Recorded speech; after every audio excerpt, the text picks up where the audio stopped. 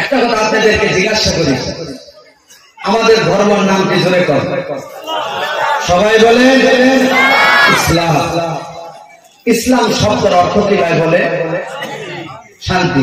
এই যে বক্তৃর ভিতর বসে আছেন সভাপতি, ইসলাম শব্দের অর্থ মূলত শান্তি নয়। হ্যাঁ শান্তি, কিন্তু ইসলাম শব্দের মূল অর্থ হলো আত্মসমর্পণ করা, নিজেকে সারেন্ডার করা। কি বললাম?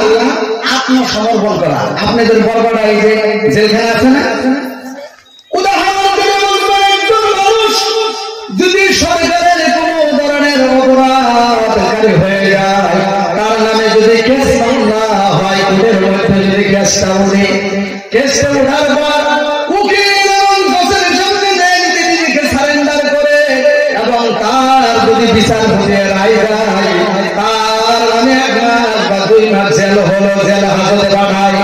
জেল হাজতে যাওয়ার সাথে সাথে দেখবে তার নিজস্ব কোনো পাওয়ার থাকে না, নিজস্ব অনুযায়ী খাইতে পারবে না, নিজস্ব অনুযায়ী কাপড় পরিধান করতে পারবে না, নিজস্ব অনুযায়ী ঘুমাইতে পারবে না। আর মানে তার নিজের কোনো স্বাধীনতা থাকে না রে ভাই। তদ্রূপ যেই দিন থেকে আমি আপনি করেছি লা ইলাহা ইল্লাল্লাহু মুহাম্মাদুর রাসূলুল্লাহ সাল্লাল্লাহু আলাইহি ওয়াসাল্লাম, আল্লাহ ছাড়া কোনো মাবুদ নাই, হযরত মুহাম্মদুর রাসূলুল্লাহ সাল্লাল্লাহু আলাইহি ওয়াসাল্লাম আল্লাহ পাকের পাঠানো রাসূল। এই কথার উপরে ঈমান যেই দিন থেকে এনেছি, ওই দিন থেকে ইসলামের সামনে আমরা সারেন্ডার হয়েছি, আত্মসমর্পণ করেছি।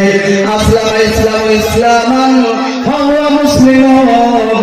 তারপরে বলা হবে আল্লাহর আইন মাননেওয়ালা, রাসূলের আইন মাননেওয়ালা মুসলমান। ইসলাম শব্দ যদি ইংরেজি ওয়ার্ড দিয়ে যদি আপনি বানান করেন, আয়াত আল-ইরাব, আই মানে আমি, ইয়াস মানে সারেন্ডার, ইয়াদ মানে ল মানে আইন, ইয়া মানে আল্লাহ, ইয়া মানে মুহাম্মাদুর রাসূলুল্লাহ। তার মানে আল্লাহ পাকের আইনের সামনে, রাসূলের আইনের সামনে আমি আপনি আত্মসমর্পণ করে দিয়েছি।